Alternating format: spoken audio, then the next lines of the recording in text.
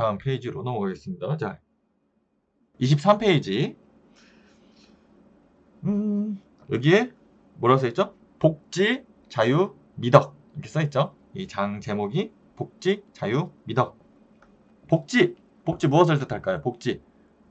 복지? 여기서 말하는 이제 복지는 이제 공리 뜻하죠? 저번에 말했죠? 공리, 공리주의, 그리고 또 이제 뭐라고 한다 그랬죠? 공리주의? 효용주의. 뭐 이렇게 말을 하죠. 영어로만 번역하면 대부분 이제 효용주의 이런 식으로 이제 많이 나오고, 이제 일본식 표현이 이제 공리주의. 근데 이제 공리주의라고 하면은 잘 이해가 안 돼요. 이거를 쉽게 이해가 잘 안 되고, 효용주의 하면은 이제 이해가 훨씬 쉽습니다. 공리적으로 이거는 맞아. 아, 이게 되게 효용성이 뛰어난 소리야, 그게. 이게 맞는 소리야. 효용성이 뛰어나. 복지, 자유, 미덕 중에 그럼 자유는 뭐겠어요? 자유? 자유주의죠. 뭐요? 자유가 자유지. 그리고 그 다음에 마지막 뭐였죠? 복지, 자유, 미덕? 미덕. 뭐겠죠? 공동체주의에 대한 이야기가 이제 있겠죠? 음. 앞서 제기한 질문은 단지 개인 간의 문제에 국한되지 않는다. 법은 어떤 역할을 해야 하며 사회는 어떻게 조직되어야 하는지에 대한 문제이기도 하다. 곧 정의에 대한 물음이다. 이에 답하기 위해서는 먼저 정의의 의미를 알아보아야 한다. 사실 우리는 이미 그 의미를 따져보기 시작했다. 가격 폭리 방지법에 대한 찬반 주장을 면밀히 들여다보면 복지, 자유, 미덕이라는 세 가지 항목에 각기 초점을 맞추고 있음을 알 수 있다. 즉, 복지를 극대화하는 것이 가장 중요한지, 자유를 존중하는 것이 더 중요한지, 아니면 미덕을 추구하는 것이 더 중요한지에 대한 논쟁이라고 할 수 있다. 이러한 견해들은 정의를 각기 서로 다른 시각으로 바라본다. 아까 정의 뭐였어요? 정의 뭐였어? 정의 무슨 뜻이었어? 자격 있는 자가 그 자격을, 자격 있는 자가 그 몫을 가져가는 거. 그 정의였죠? 정의였죠? 뭐라 그랬어요? 그때 우리가 아까 문제가 되는 게 뭐라 그랬죠? 야, 그럼 그 자격을 어떻게 정할 건데? 이 문제였죠. 여기 써있죠? 이러한 견해들은 정의를 각기 서로 다른 시각으로 바라본다. 무슨 뜻이겠어요? 앞에 제목이 복지, 자유, 미덕으로 되어 있는데 단락의 끝에 이제 미괄식으로 이렇게 써놓은 게 무슨 말이죠? 정의를 서로 다르게 바라보는 세 가지 시각이 뭐가 있냐? 공리주의, 자유주의, 공동체주의다. 이런 말이에요. 미괄식으로 써있죠? 이거 미괄식 보통 이제 글쓰기 할 때 두 가지식으로 써라. 말하기 할 때도 야, 두 가지식으로 말해라 하잖아요. 근데 여기에는 이런 식으로 써 있어요. 왜? 나 글 좀 쓴다. 글쓰기 좋다. 나 글쓰기 잘한다. 나 글쓰기 좀 치는데? 네가 어쩔 거야? 막 요런 샌들형의 약간 그런 느낌의 의미가 담겨 있는 말이 아닐까라고 감히 그렇게 생각합니다. 저는 미갈식으로 글을 쓰지 못해요. 미갈식으로. 아리스토텔레스 때의 정의의 정의와 현대의 기준은 크게 다르지 않네요. 그렇죠. 맞아. 그 현대의 기준과 이제 크게 다르지 않은 게 그때부터 그냥 계승해 왔어요. 쭉. 그리고 이제 정의에 대해서 논의를 많이 했죠. 대신에 그 차이는 있죠. 어떤 게 정의로운가에 따라서는 굉장히 차이가 크죠. 예를 들어서 야, 왕한테 충성하는 게 정의로운 거야 라고 이제 말하던 시대도 있고, 충성 막 충의 이런 거 있죠. 야, 미쳤냐? 왕한테 왜 충성을 다해? 라고 이제 현대에는 뭐 그러고 있죠. 현대에 와서 왕이 있는 나라가 어디가 있을까요? 영국이 엘리자베스 여왕이나 뭐 영국인 여왕이 있죠. 그래서 야, 여왕한테 충성을 다해야지. 이런 말 하면은 이상하죠? 그냥 뭔가 이제 뭐라고 해야 될까요? 이거를 이제 여왕이라는 존재가 형식적으로 있다고 해야 되나? 크게 문제가 될까요? 이제 개념적으로 있다, 존재한다. 그러니까 이런 거죠.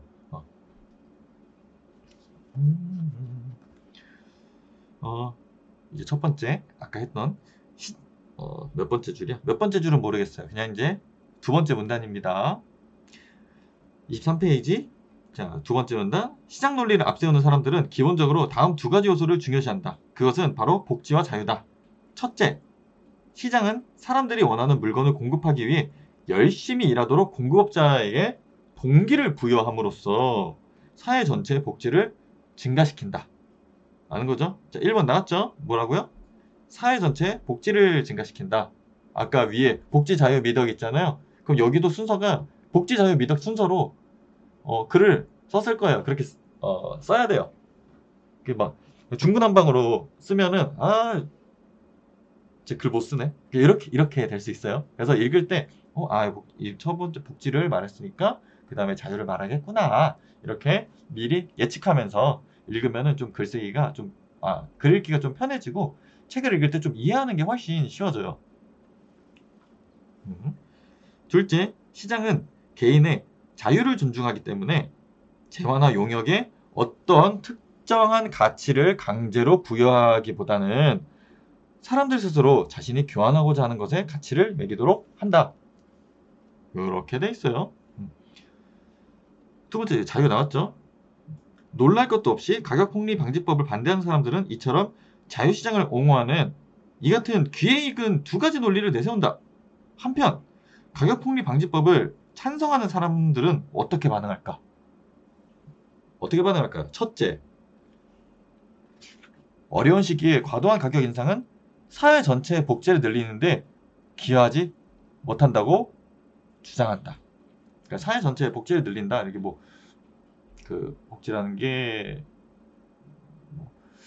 우리가 복지 사업이라든지 복지 비용이라든지 정치인들이 이제 한 건 할 때 우리가 그렇게 복지 비용 누르면 세금은 어디서 납니까? 할 때 그 사람들이 이제 복지에 대해서 되게 이렇게 좀 단순하게 이제 생각하는 경향이 될 수밖에 없게 하는 그런 이제 문화가 이제 우리나라에 이제 갖춰져 있는데 그 개념이 좀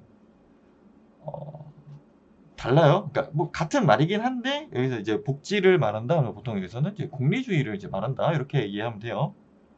그러니까 뭐였죠?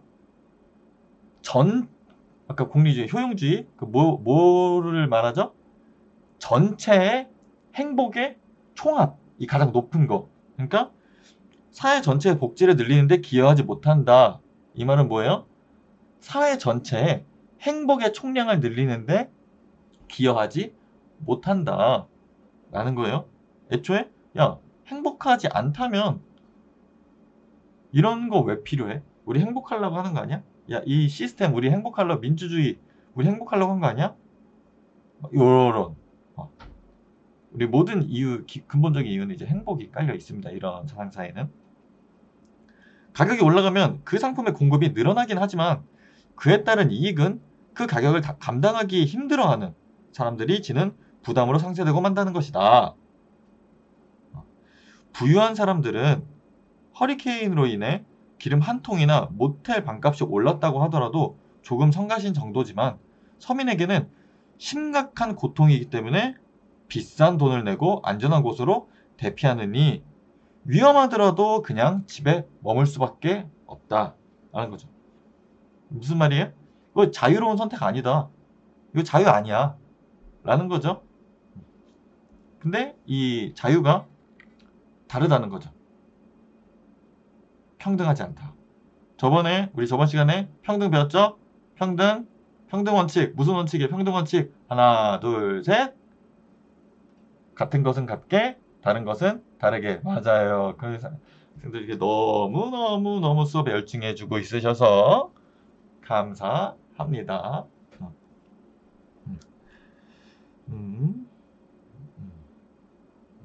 가격 폭립 방지법에 찬성하는 사람들은 복지의 총량을 측정할 때는 복지의 총량 뭐라고 이해하면 돼요? 전체 행복의 총량. 네? 인간 전체의 행복의 총량 이렇게 번역해서 읽으시면 됩니다.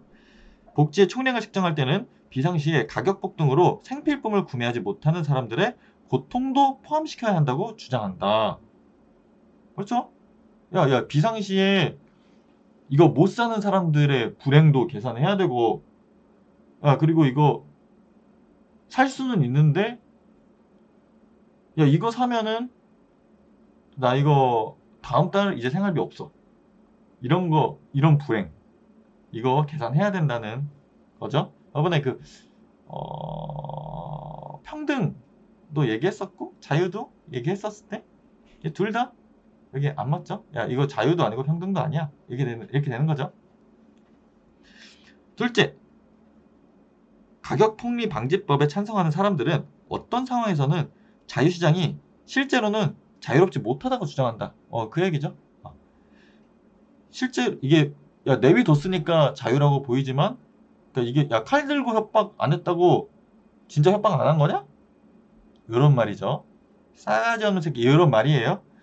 크리스트는 이렇게 지적한다. 강요받는 구매자에게 자유는 없다. 안전한 숙박시설 같은 생필품의 구매는 사실상 강요받는 것이다. 칼 들고 협박하는 거랑 다를 바가 없다. 허리케인에 피해 가족과 함께 대피하면서 가솔린이나 안전한 잠자리 같은 생필품을 터무니없는 가격을 내고 사야 한다면 이는 진정한 자발적 교환이 아니다. 그러니까 자발적 교환이 아니다. 이거 그냥 계약으로 바꿔서 읽어도 됩니다. 자발적 계약이 아니다. 뭐 이렇게 강탈한다는 표현이 더 어울린다. 그러므로 가격폭리 방지법이 정당한지 판단하기 위해서는 복지와 자유에 대한 서로 다른 주장을 비교해봐야 한다. 아까 이제 그 자발적 교환이 아니다, 자발적 계약이 아니다 이렇게 이해하시면은 좀 이야기가 좀 더 쉽죠. 예를 들어 법적으로도 불공정 계약, 불공정 거래 왜 이런 게 있죠. 예를 들어 계약을 했는데 이 계약 상황에 계약서에는 문제가 없는데 이 계약 상황에 문제가 있다. 그럼 뭐 계약 때에 따라서 파기할 수 있고 또는 뭐 파기한다 해도 위약금 안 문다거나 뭐 이런 게 이제 될 수 있으니까 뭐 같은 논리입니다. 그런데 고려해야 할 또 다른 주장이 있다. 가격 폭리 방지법에 대한 대중의 지지는 대개 복지나 자유보다 더 본능적인 감정에서 비롯된다. 사람들은 타인의 절박함을 먹잇감으로 삼는 약탈자에게 분노하며, 이거는 장사하는 장사꾼이 아니다. 장사치가 아니야. 이건 상인이 아니야. 이거는 약탈자야. 강도 새끼야. 이런 거예요. 약탈자에게 분노하며 그들에게 뜻밖의 횡재를 안겨주기보다는 처벌하고 싶어 한다. 처벌하고 싶겠죠? 뭐 지금은 이제 어쩔 수 없으니까 하하하 하다가 이제 상황 달라지면은 처벌하고 싶겠죠? 그게 사실 상인 본인에게도 좋지 않죠. 열받아갖고 나중에 누가 그때 이 새끼가 이랬었지. 그때 이 사람이 이랬었지 하면서 진짜 칼 들고 찾아올 수도 있고. 응? 흔히 이런 정서는 공공정책이나 법에 끼어들어서는 안 되는 원초적 감정으로 여겨져 무시되곤 한다. 저코비의 말대로 상인들을 악마 취급한다고 플로리다가 빨리 회복되는 것은 아니다. 하지만 줄 바꿔서 하지만 아니야. 하지만 가격 폭리에 대한 분노가 단순히 비이성적인 분노는 아니다. 야, 이 사람들이 생각이 없어서 열받은 게 아니야. 그리고 이 저도 이제 인터넷에서 뭐 유튜브를 보거나 뭐 하다 보면은 댓글 같은 거 보면 어쩜 저렇게 생각하면 안 되는데 하는 것들이 좀 있어요. 어떻게 인간의 탈을 쓰고 저런 생각을 하지 하는 이제 경우들이 있어요. 있긴 있는데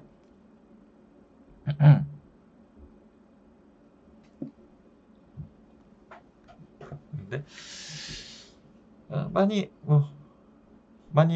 보시죠? 그런 거 이게 있는데 진지하게 받아들일 가치가 있는 도덕적 주장이다. 여기에서 말이죠. 도덕적 주장이라고 했잖아요. 윤리적 주장이라고 안 하고 도덕적 주장이라고 했죠? 도덕과 윤리 뭐가 다를까요? 도덕과 윤리가 무슨 차이가 있을까? 우리 이렇게 좀 이거 천천히 읽어 나갑시다. 알겠죠? 도덕과 윤리의 차이점 아시는 분 계신가요? 도덕과 윤리 무슨 차이가 있을까? 도덕과 윤리.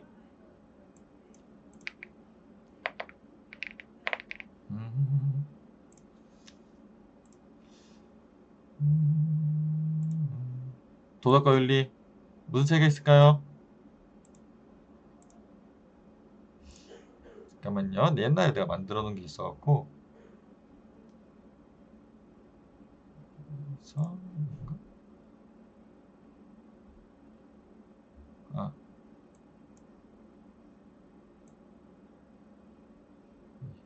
이거 어떻게 못하나?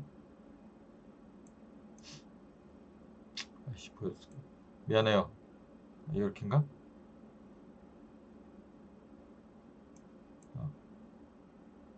윤리 뭐라 써 있어요? 윤리 선악을 결정하는 공동의 규범. 도덕 뭐예요? 자신의 주관적인 원칙, 개인의 양심. 이거죠? 약간 이런 식으로 들려요.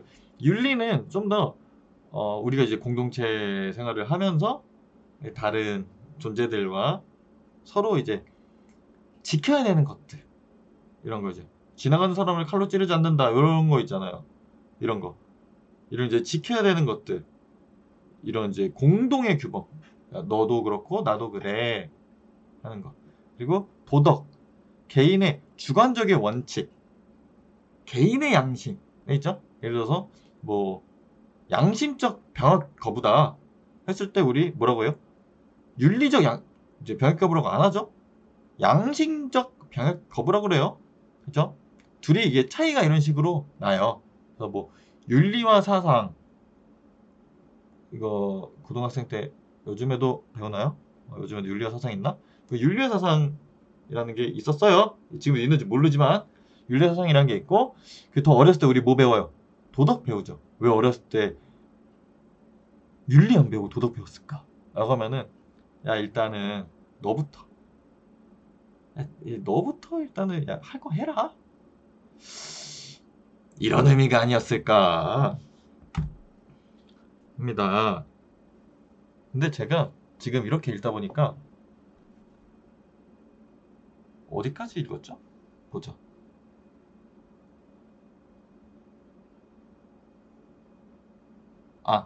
여기 있구나. 두 번째 문단, 도덕적 주장이다까지 했죠? 도덕적 주장이다. 그러니까 개인의 양심이지만 이 도덕적 주장이다라고 했을 때 개인들이 모여있죠. 개인들이 모여있는 사회적인 어떠한 문제를 말하는 거예요. 도덕적 주장이다. 그러니까 사회적인 어떤 주장이다. 그래서 우리가 사회도덕 이렇게 말하죠. 그러니까 뭐 개인만 있을 때는 도덕이라는 개념 자체가 중요하지 않습니다. 뭐 내가 무인도에서 평생 동안 혼자 살 거야. 그런데 거기다 대고 내가 도덕적으로 여기서 이렇게 나무가 볼 수도 있으니까 옷도 잘 입고 있고 괜히 뭐 그래서 나쁜 짓 욕도 하지 말고 막 이래야겠다, 이거 의미 없죠. 그래서 도덕이라는 게 아까 이제 윤리는 이제 공동의 규범이라고 하고 도덕은 개인의 양심이라 그래서 이게 그러면 도덕은 개인적인 거구나라고 생각하면 안 돼요. 그렇죠? 사회적인 거예요. 왜냐면 반드시 상대방이 필요하기 때문에 공동체적인 겁니다. 알겠죠?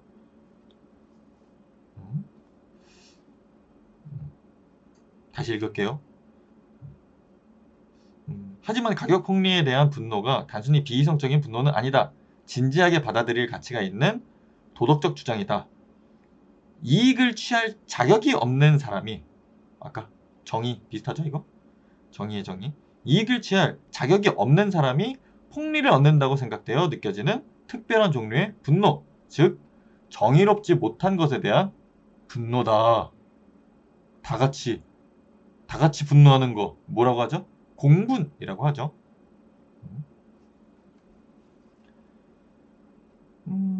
여기서 한번 이제 아까 이익을 취할 자격이 없는 이 부분에 이제 동그라미 한번 쳐보면은 좋을 것 같아요. 정의의 정의 했을 때 자격 있는 자가 그 몫을 가져가는 것 정의. 그죠? 허리케인으로 인해 고통받는 사람들을 이용하려는 자들의 지나친 탐욕이라는 크리스트의 언급은 그러한 도덕적 측면에서 우러나온 분노를 표출하고 있다. 크리스트는 이 같은 도덕적 정서와 가격폭리 방지법을 대놓고 연관시키지는 않지만 그의 언급 속에는 다음과 같이 미덕을 중시하는 정의에 관한 주장이 담겨 있다.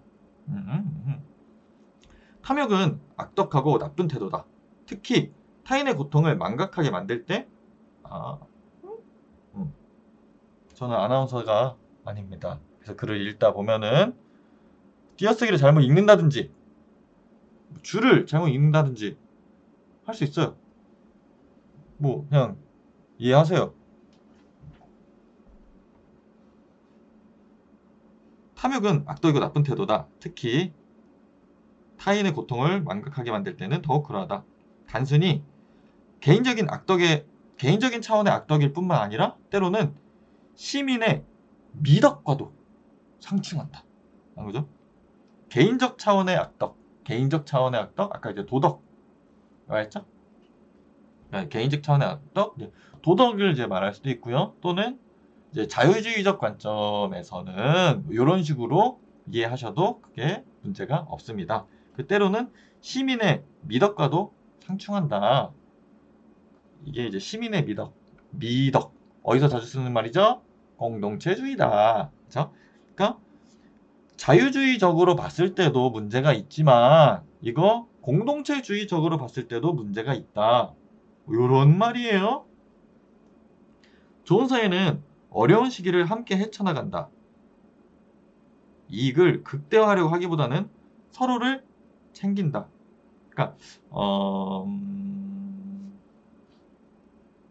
일단은 조금 더 읽고 설명을 할게요.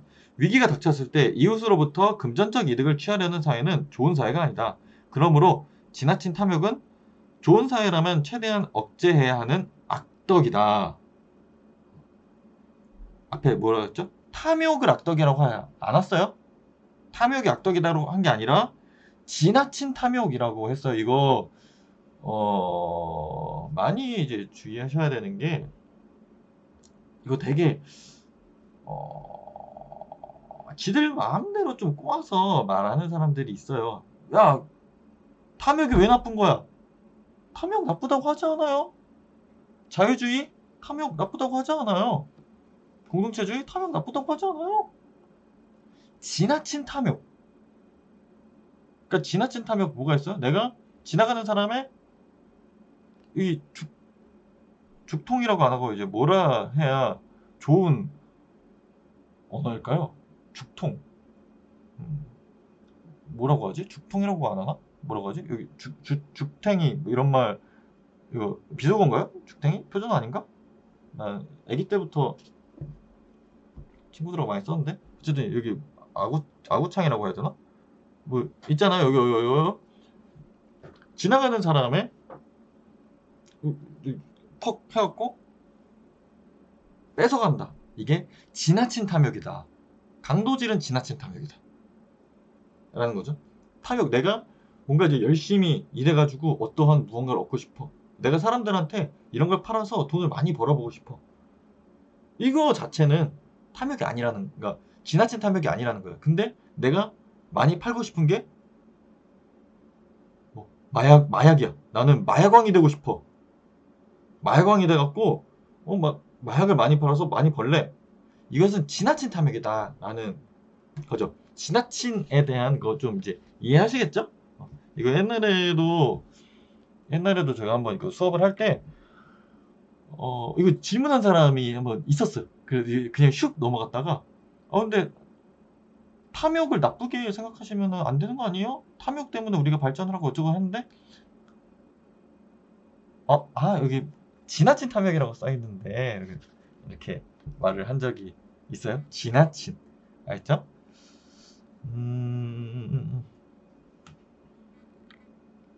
어디 갔을까? 지나친 탐욕. 지나친 탐욕 어디 갔을까요? 나 어디까지 읽었어? 지나친 탐욕까지 있는데 서로를 챙긴다. 응? 아, 가격폭리 방지법으로 탐욕을 완전히 제거할 수는 없지만 적어도 지독한 탐욕은 아까 지나친 하고 지독한 했죠? 이거 왜 이렇게 쓰냐면은 이게 약간 같은 의미라도 다른 단어를 이제 써주는 게 자꾸 이제 다른 단어 쓰고 하는 게 약간 나 글 좀 써. 나 글 좀 치는데? 하는 사람들의 약간 이제 잘난 척 같은 거예요. 뭐 그래서 여기는 왜 지나친이라고 여기는 왜 지독한이라고 했지? 뭐가 다른 거지? 무슨 의미지? 같은 말이에요. 같은 말인데 그냥 이제 단어를 다양하게 쓰는 게 나 이 정도 해. 라는 막 약간 그런 거니까 이게 크게 이제 뭐 개의치 않고 넘어가도 됩니다.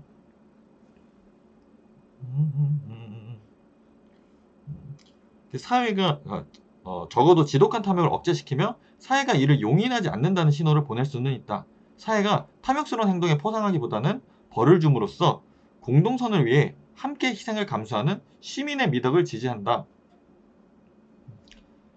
아까 이제 얘기하려고 했던 게 뭐였냐면은 위기가 닥쳤을 때 이웃으로부터 금전적 이득을 취하려는 사회는 좋은 사회가 아니다. 라고 했죠? 이게 뭐냐면은 어, 음,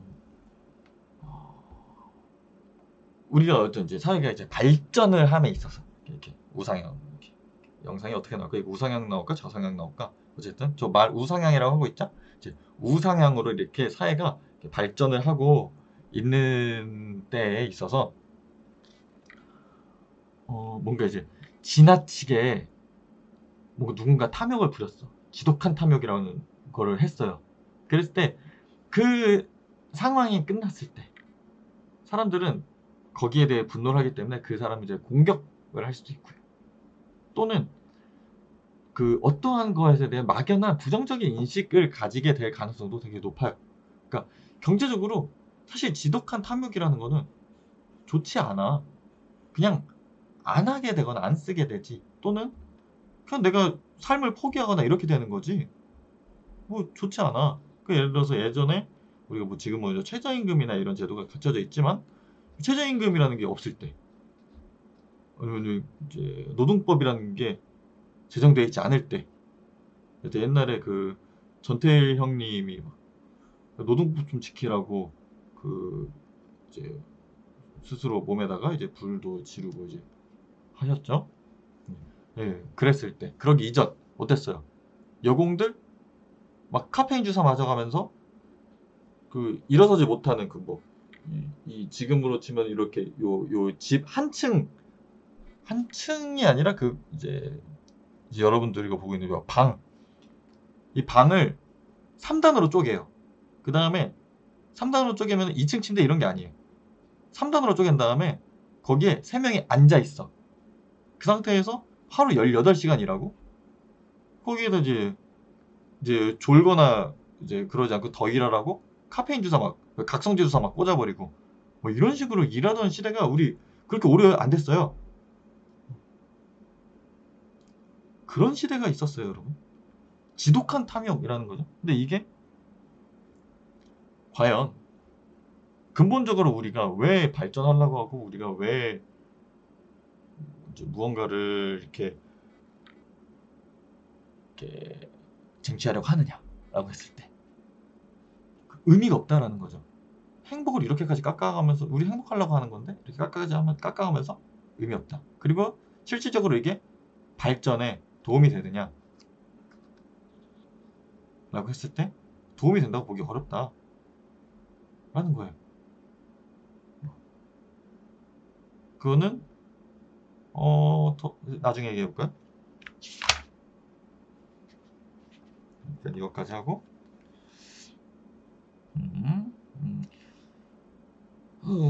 미덕을 중시하는 주장에 도덕적 효력을 인정한다고 해서 미덕과 경쟁하는 다른 고려 항목보다 항상 우선되어야 한다는 뜻은 아니다. 그때그때 다르다. 이거 뭐예요? 공동체주의자들의 입장이에요. 예를 들어서 자유주의자는 항상 자유가 맨 앞에 있어요.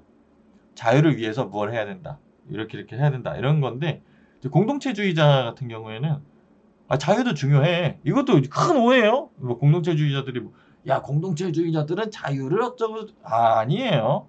공동체주의자도 자유를 굉장히 중요시합니다. 다만 상황에 따라서 자유보다 앞서는 것도 있을 수 있다. 그러니까 우리 그때그때 이야기하고 토론하자. 이런 거 되게 중요시 하거든요.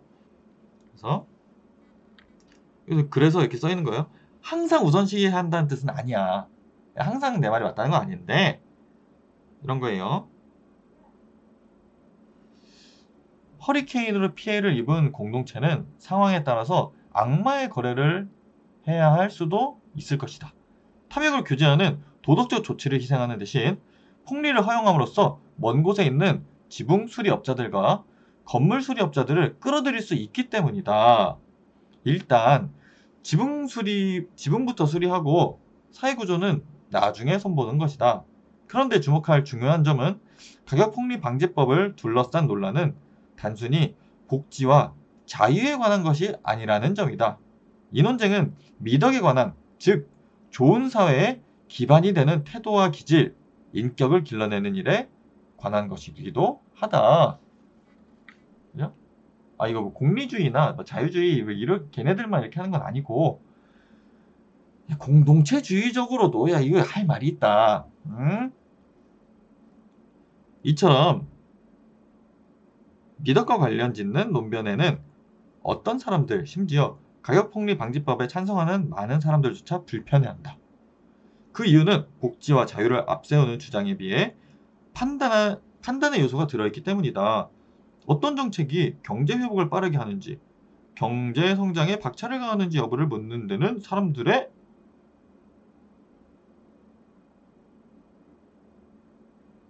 어디까지 읽었냐?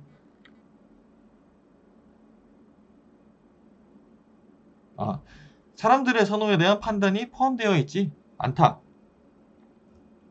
밑줄 한번 그어주시고요. 어디에? 사람들의 선호에 대한 판단이 포함되어 있지 않다. 라는 거죠. 그 질문은 누구나 적은 수입보다는 많은 수입을 선호한다고 가정할 뿐이며 그들이 돈을 어떻게 쓰는가에 대해 심판하지 않는다. 마찬가지로 강요된 상황에서 사람들에게 정말로 선택의 자유가 없었는지를 묻는 것에는 그들의 선택에 대한 평가가 요구되지 않는다. 그들이 자유로운 선택을 했는지 혹은 강제적인 측면이 있었다면 어느 정도까지 자유로웠는지가 문제일 뿐이다. 하는 거예요. 이제 사실과 가치에 대한 이야기가 있는 건데 여기 이제 두 번째 문단 밑에서 세 번째 줄 보면 그들의 선택에 대한 평가가 요구되지 않는다. 이러면 가치 판단이 필요 없다. 가치 판단이 필요 없다. 이런 거예요. 그들의 선택에 대한 평가가 요구되지 않는다. 선택에 대한 평가라고 하잖아요. 아까 뭐였죠? 가치. 야, 이거는 좀 어떻고 이거 저거 어떻고 이런 평가가 이제 필요하지 않다. 반면 미덕 논변은 탐욕은 악덕이며 주 정부가 나서서 억제해야 한다는 판단을 기반으로 하고 있다. 하지만 무엇이 미덕이고 무엇이 악덕인지 누가 판단한단 말인가? 정의에 대한 거 아까 그랬죠? 다원화된 사회의 시민은 그러한 판단에 반대하지 않는가? 또한 미덕에 대한 판단을 법으로 부과하는 것은 위험한 일 아니겠는가?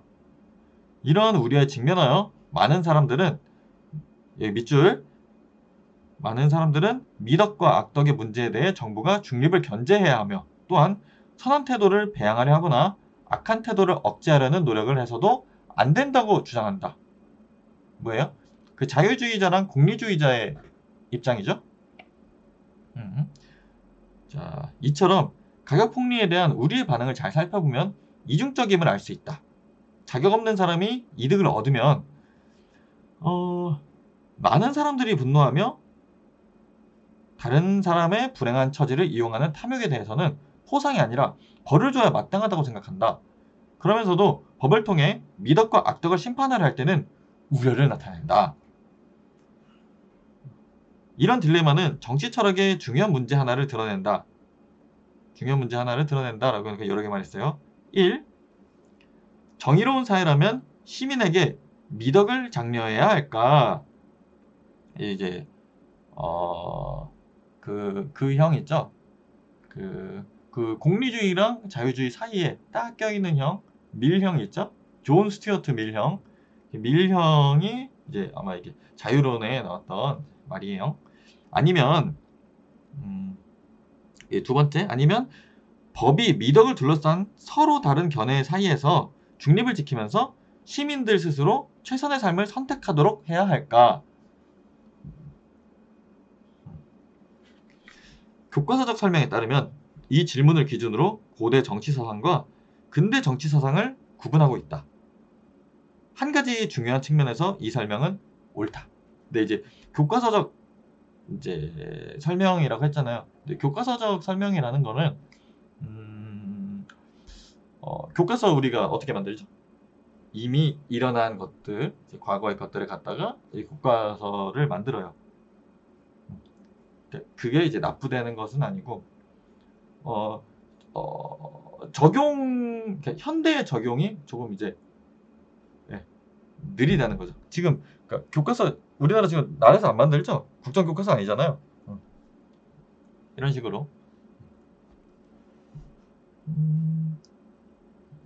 그래서 이제 일단 이제 교과서적 설명에 따르면이라고 하는 게 그래서 이제 종종 이런 말들이 나와요. 교과서적인 설명. 저도 이제 교과서적으로 어떻게 이제 그 말할 때 있거든요. 어쨌든 이제 교과서적 설명이다라고 하면은 뒤에 뭐 이런 말들이 나와요. 둘 중에 하나가 나와요. 보통은 자 이렇게까지 정돈된 학문이다. 또는 야, 과거에는 좀 이랬어. 근데 지금의 이걸 그대로 정학용 이제 이렇게 뭐라고 할까요? 이렇게 적용하기에 현대에 지금 이렇게 적용하기에는 조금 무리가 있다. 그러니까 뭐 이런 설명 나올 때 많아요. 교과서 설명에 따르면 이 질문을 기준으로 고대 정치 사상과 근대 정치 사상을 구분하고 있다. 한 가지 중요한 측면에서 이 설명은 옳다.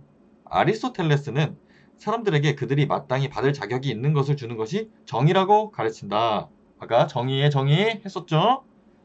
따라서 누가 무엇을 받을 자격이 있는지 판단하려면 어떤 미덕에 명예와 포상을 주어야 하는지 결정해야 한다.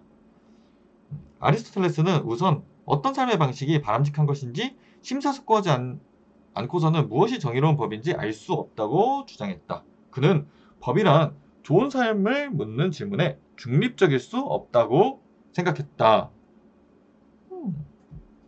중립적일 수 없다. 반대로 1번 중립적일 수 없다. 근데 반대로 나왔죠. 반대로 근대 정치 철학자들 그러니까 아까 이제 고대죠. 고대랑 근대 이제 구분한다고 했죠. 고대에는 중립적일 수 없다. 반대로 근대 정치 철학자들이면은 했죠? 아까 누구였죠? 임마누엘 칸트형을 기준으로 이제 근대로 넘어옵니다. 뭐 데카르트, 칸트, 뉴턴 뭐 이런 형들 있잖아요. 그런 형들 기준으로 이제 근대로 넘어오는 거예요. 근대 철학자들이라고 하니까 여기 옆에 써있네요. 18세기의 임마누엘 칸트부터 20세기의 존 롤스에 이르기까지라고 해. 네, 뭐 롤스 형도 이제 근대로 포함을 시켰네요. 나는 이제 현대로 보는 게 맞지 않나? 라는 생각을 하는데 뭐 한 70년대, 90년대 이때니까 근대인가 그럼? 우리 권리를 규정하는 정의의 원칙은 무엇이 미덕이며 최선의 삶의 방식인가에 대한 주관적 견해에 좌우되어서는 안 된다고 주장한다. 아까 1번 중립적일 수 없다. 2번 주관적 견해에 좌우되어서는 안 된다고 주장한다. 뭐 사실 그 대신 정의로운 사회라면 개인이 각자 생각하는 좋은 삶을 스스로 선택할 자유를 존중해야 한다고 말한다. 이처럼 고대의 정의로는 미덕에서 출발하는 반면 근대의 정의로는 자유에서 출발한다고 할 수 있다. 고대는 미덕에서 출발하고 근대의 정의론 누구 말하는 거예요? 근대 정의론 한 명밖에 없죠? 롤스형이죠, 롤스형. 근대의 정의론은 자유에서 출발한다고 할 수 있다. 앞으로 이 둘의 장단점에 대해 살펴볼 것이다. 하지만 우선 이런 식의 이분법적인 대조는 오해를 불러올 수도 있다는 사실을 알아둘 필요가 있다. 왜냐하면 오늘날 정치를 움직이는 정의에 관한 주장들, 철학자들이 아닌 일반인들의 견해를 말한다고 합니다. 정의에 관한 주장들을 가만히 들여다보면 이 말은 뭐예요? 철학자들은 아니래. 철학자들은 이렇게 말하지 않아. 이거는 철학 안 하는 너네들이나 이렇게 하는 소리야. 라고 이제 샌델 형이 아마 평소에 조금 화가 조금 났을 수 있어요. 저 사람들을 어디부터 가르쳐야 되지? 하고 샌델 형이 평소에 좀 화가 조금 나 있었던 것 같아요. 그러다 보니까 이렇게 말하는 것 같고.